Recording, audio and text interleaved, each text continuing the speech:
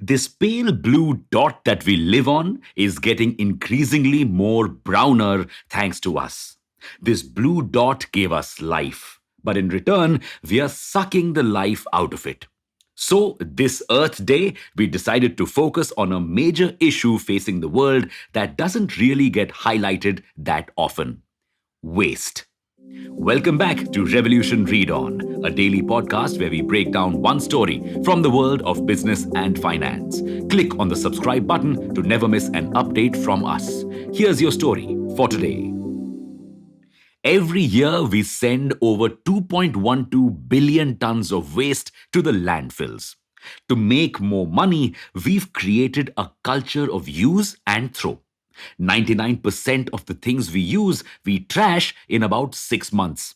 Sadly, this waste will stay on much longer with the earth than you and I. Not just that, this waste is polluting our soil and our groundwater with dangerous chemicals. Attempts to dispose, like burning, only cause more pollution. And if left to rot, it releases methane and other toxic gases which warm up our planet. But why are we drowning in waste? Why isn't it being managed properly? Because only 68% of waste is collected properly in India. And of that, only 28% of this is recycled in municipal corporations. Why only 28%? Because even throwing away your trash has some rules. You can't just bag everything and dump it. You have to channelize your inner clean freak and dispose recyclable and non recyclable items separately. But very few people in India actually follow this. The long term solution to this problem is education. But thankfully, a few companies have entered this space to at least kickstart our zero waste journey. There are some startups to the rescue. Number one, Sahas Zero Waste. This Bengaluru based waste management consultancy service allows major companies, offices, and hotels to go the zero waste way. What it does is educate these organizations about how to segregate waste, sort the waste into categories, helps recycle the waste that can be recycled, and even sells these recycled products. Basically, it provides end to end zero waste management services to companies. The startup prevents 25 tons of waste from going to the landfill each and every day. Number two, TrashCon.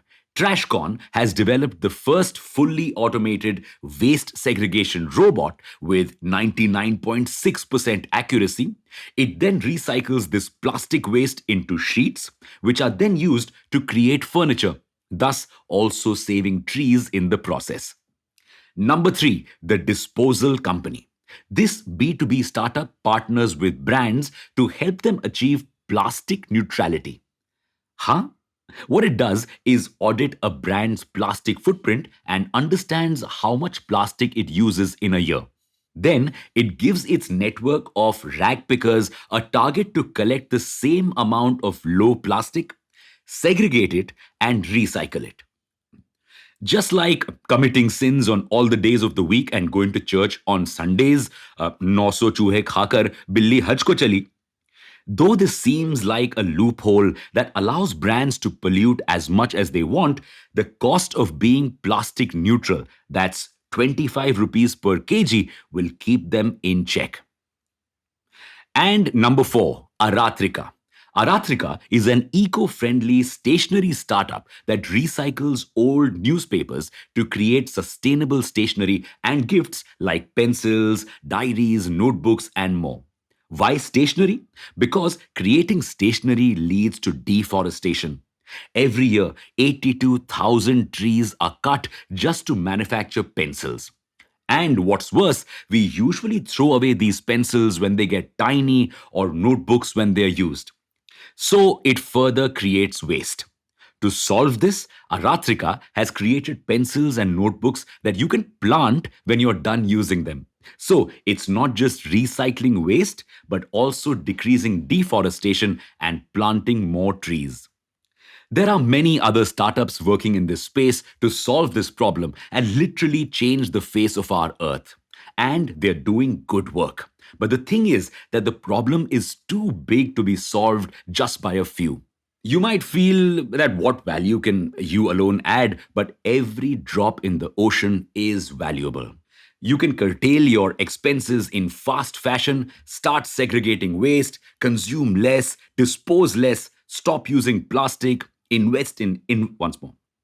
You can curtail your expenses in fast fashion, start segregating waste, consume less, dispose less, stop using plastic, invest in environment friendly businesses. The list can go on and on.